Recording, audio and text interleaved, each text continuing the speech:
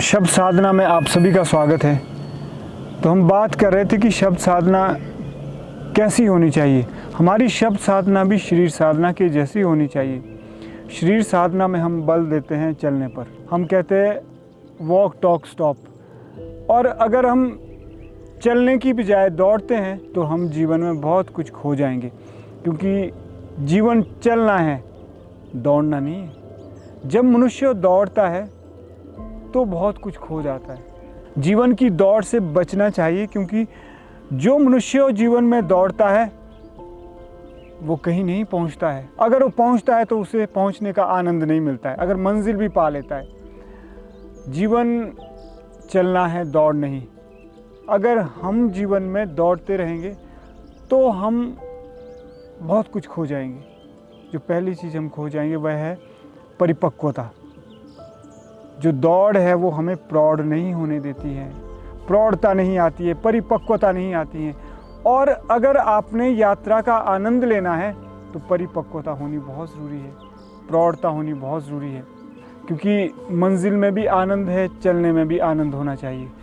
अगर आपको चलने में आनंद नहीं आ रहा है तो मंजिल का आनंद बेशक आपको मिल जाए, वो आनंद नहीं रहेगा।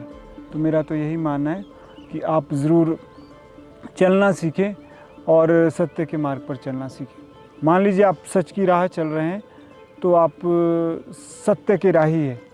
ज़माना लाख कोशिश करता है सच्चों को दबाने की, कुदरत एक साजिश करती है सच्चाई को आगे ले जाने की। रुकना राही सच्चाई के, सच की राह चलता चल, मिल ही जाएगी मंजिल आज नहीं तो कल, मिल ही जाएगी मंजिल आज नहीं तो कल।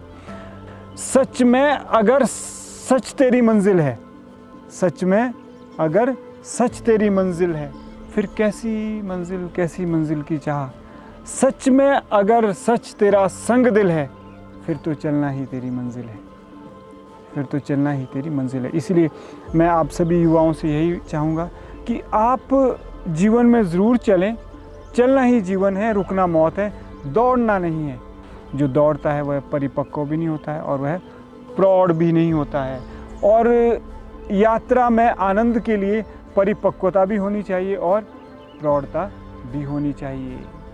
यात्रा में भी आनंद है, मंजिल में भी आनंद है, लेकिन मंजिल का आनंद उतना नहीं है जितना चलने का है। शून्य साधना के बाद जो शब्द साधना की यात्रा है, इसको सुचारू रूप से करें। इस यात्रा में भागे नहीं, दौड़े नहीं। मैं चाहता हूं कि आप स्किल अर्जित करें, विद्या अर्जित करें, विद्वान बने। क्योंकि जैसा कहते हैं कि 100 गृहे पूज्यते मूर्ख, 100 ग्रामे पूज्यते प्रभु, स्वदेशे पूज्यते राजा, विद्वान सर्वत्र पूज्यते। अर्थात जो एक मूर्ख है उसका महत्व अपने घर में होता है, घर में उसकी पूजा होती है। जो एक जमींदार है, धनाढ्य व्यक्ति है, उसका सम्मान, उसका महत्व गांव तक सीमित होता है, यानी थोड़े इलाके तक होता है, थोड़े समय तक होता है। उसके महत्व का विस्तार इतना अधिक नहीं होता है जितना राजा का होता है। और राजा की पूजा स्वदेश में होती है, यानी स्वदेशे पूज्यते राजा, विद्वान सर्वत्र पूज्यते।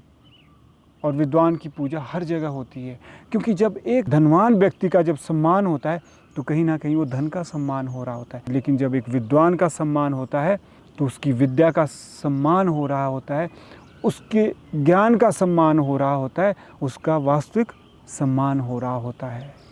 इसीलिए आप प्रतिदिन शब्द साधना ज़रूर करें, शरीर साधना और शून्य साधना के उपरांत, ताकि आप विद्वान बने और इस धरती को ज्ञान के प्रकाश से आलोकित करें।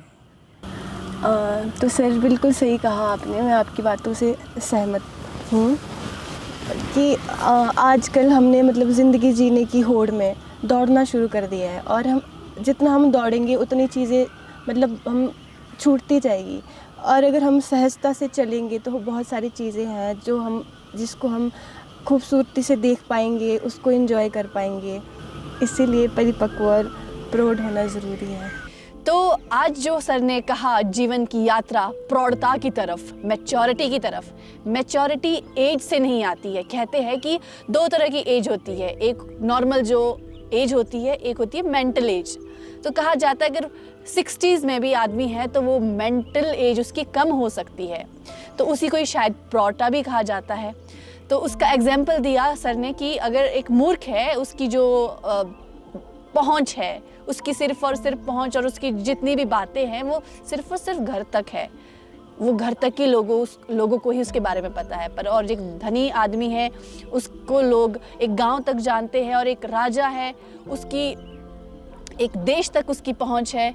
जबकि एक विद्वान है, विद्वान सर्वत्र पूज्यते, विद्वान को सभी जगह पूजा जाता है। और कहा भी जाता है कि वो विद्वान को नहीं पूजा जा रहा, उसकी विद्वता को पूजा जा रहा है। जैसे कि एक संस्कृत में श्लोक है, विद्या ददाति विनयम विन्याद्याति पात्रता पात्रत्वा धनमाप्नोति धना धर्मम तथा सुखम। जिसके पास विद्या है वही धन का सुचारू रूप से उसको यूज करना आता है, यूजफुलनेस, मैच्योरिटी। अगर किसी एक मूर्ख के पास आप धन देंगे तो उसको वो धन सिर्फ और सिर्फ अपने परिवार और अपनी ज़रूरतों को पूरा करने में ही लगा देगा वो। परंतु अगर एक विद्वान आदमी के पास वही धन हो तो उस धन का उपयोग वह धरती को साथ में लेकर, पर्यावरण को साथ में लेकर, गांव को साथ में लेकर और विद्वता स्थापित करने के लिए, मानवता की भलाई के लिए उस धन का प्रयोग करेगा।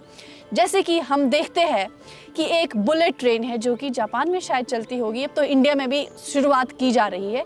बुलेट ट्रेन में बैठा हुआ इंसान बाहर की खूबसूरती को बहुत कम ही देख सकता है, परंतु अगर वही यात्री कालका शिमला ट्रेन में जा रहा हो तो बाहर की जितनी भी टनल्स है, बाहर की जितनी भी खूबसूरती है वो उसको देखेगा और साथ ही साथ अपने दिमाग में इमेज भी बनाएगा।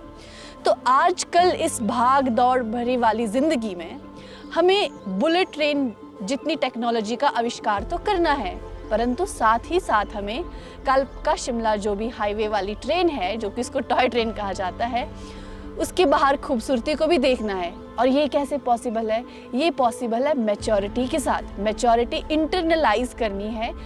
जब उस मैच्योरिटी को इंटरनलाइज करेंगे तब हम सिर्फ और सिर्फ एक कंज्यूमर अप्रोच को फॉलो नहीं करेंगे, हम साथ ही साथ हम लोग डेवलप करने की कोशिश करेंगे। और अंत में मैं यही कहना चाहूँगा कि परिपक्वता और प्रौढ़ता हमें रास्ते में चल के ही आती है, ना कि दौड़ के। परिपक्वता और प्रौढ़ता यह अंत नहीं है, यह एक प्रोसेस है। जिस प्रकार से success is not a destination, success is a process. So enjoy the process and that's all. जय हिंद, जय भारत, जय